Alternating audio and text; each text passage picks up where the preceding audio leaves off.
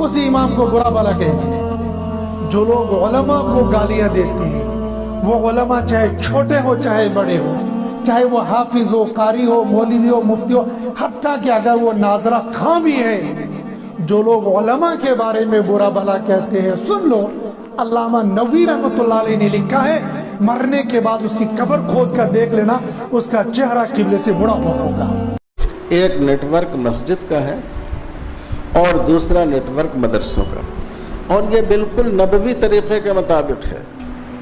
दावत का काम अवाम भी कर सकते हैं, लेकिन दीन की हिफाजत का काम उलमा ही कर सकते हैं।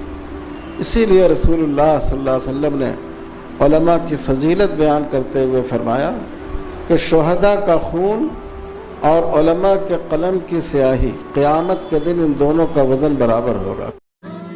तो उस आदमी के घर में एक मेहमान आया, तो कुतिया ने अज़म किया था कि चूंकि ये मेरे मालिक का मेहमान है, मैं इस मेहमान पर नहीं भौंकूंगी।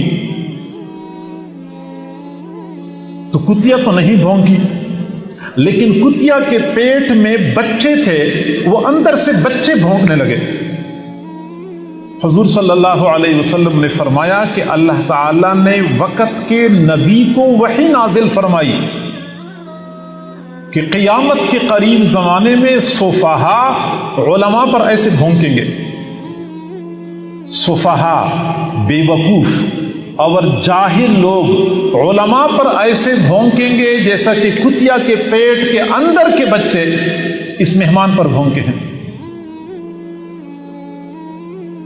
अब हम ज़रा हालात का जायज़ा ले लें कि आज हम देखते हैं मीडिया पर, electronic media, print media, social media, कि जहां कहीं कोई फसाद नजर आता है उसका जिम्मेदार उलमा को ठहराया जाता है।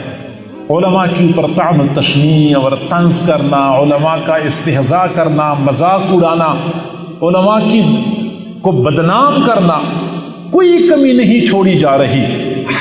हुजूर अलैहिस्सलातु वस्सलाम ने पनाह मांगी एक दुआ में और इरशाद फरमाया, अल्लाहुम्मा ला युदरिकनी ज़मानुन वला युदरिकु ज़मानन ला युत्तबअु फीहि अल-अलीम वला युस्तहिया फीहि मिनल हलीम, क़ुलूबुहुम क़ुलूबुल आजिम व अलसिनतुहुम अलसिनतुल अरब।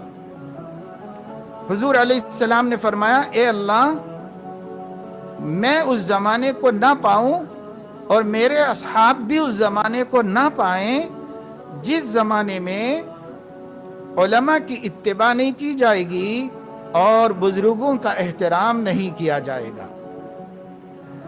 उस ज़माने के लोगों के दिल भेड़ियों से ज़्यादा सख्त होंगे और ज़बानें अरबों से ज़्यादा प्यारी और उनसे ज़्यादा अच्छी चलने वाली होंगी।